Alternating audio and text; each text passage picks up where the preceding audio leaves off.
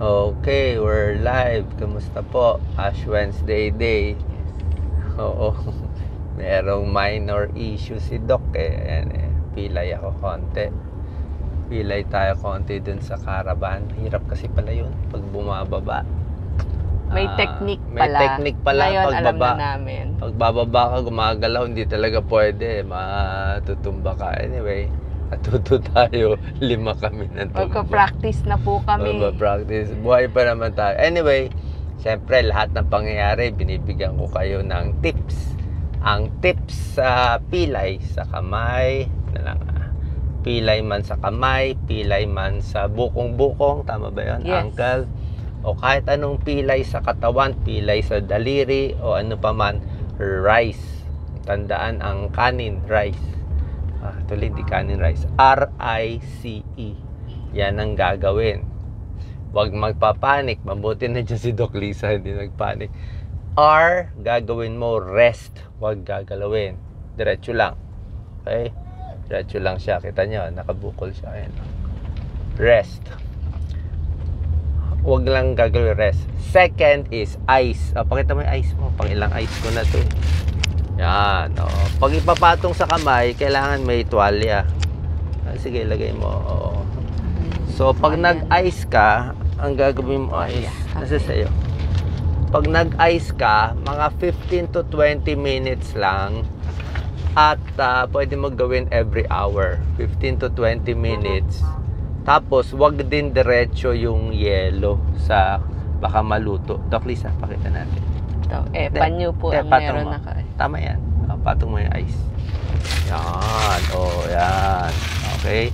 Kasi pag sobra lamig, hindi rin maganda. Pero mas maganda yung nabibili na malapad. Yung buo eh. Yan eh, yung buo. Yan. Naka 15 minutes na ako. Naka 15 minutes pa ulit. Tapos may maganda yung malapad. Yung malapad na nabibili sa mga... Yung ganyang kalapad siya. Tapos nilalagay mo sa freezer. Tapos pag nilagay mo sa freezer, pinatong mo buong kamay Hot and cold pack. Okay. Rest, ice. Pangatlo, yung ice napakahalaga. Kasi masakit dito. Yan na, medyo bumukol. Ngayon dito bumubukol. Pangatlo is C, compression. Compression, actually parang binabalot yun sa mga may pilay kung sa paaman pero ako hindi ko na binabalot siya, parang kino-compress. Pero main para hindi lang magalaw. Rest, ice, compression. Letter E, elevation. Nakataas siya, mas mataas sa puso. Ang puso natin, di ba, dito left. Mas mataas siya sa puso. Pag mas mataas siya sa puso, yung dugo hindi aakyat. Okay? Maganda yung labas namin, Saan tayo, Lisa? Pilar, Bataan? Apa. Sa Bataan po tayo ngayon.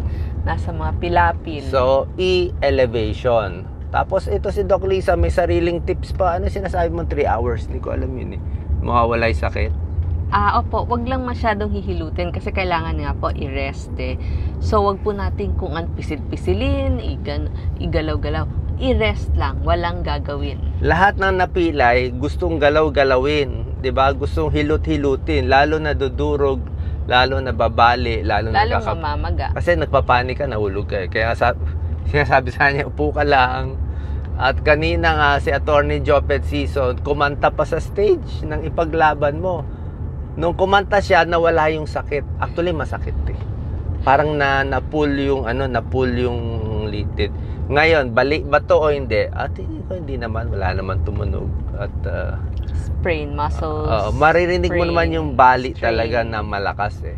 Hopefully okay na siya. Tapos medyo manhid yung kamay, medyo to. Tapos pagbagsak, tumama din sa puwet. Sabi ko nga, tip ko kung kayo ay mataba at malaki ang puwet at bumagsak kayo sa puwet, maswerte kayo.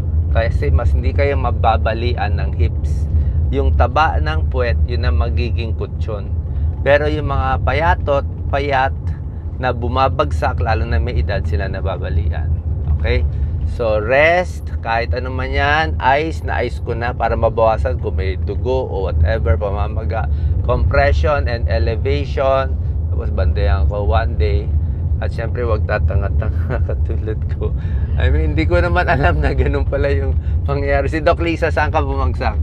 Sa likod mo, di ba kayo muna bumagsak, tapos ako naman. Sorry. Dapat pala, pag bumaba daw, continue running. Huwag kang, Hindi na ako bababa. Bala na kayo sa buhay nyo. Pag natapos ng kampanya, patay na ako dito.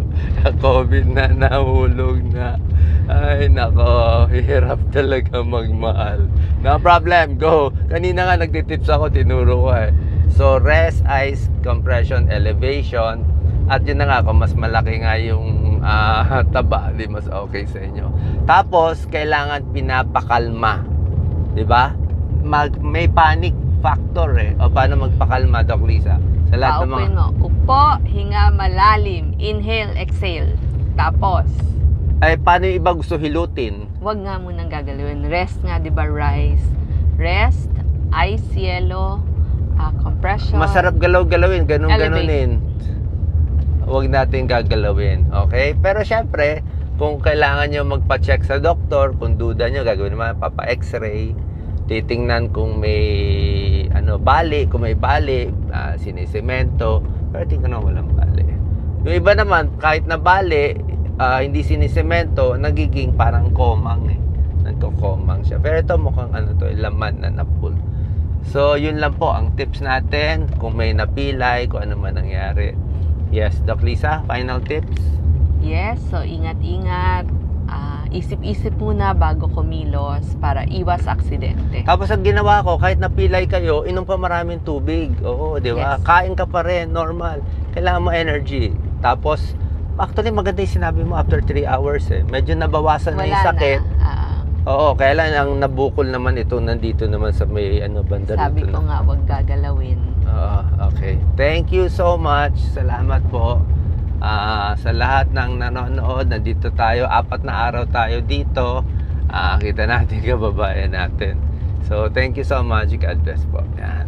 Sakit pa rin.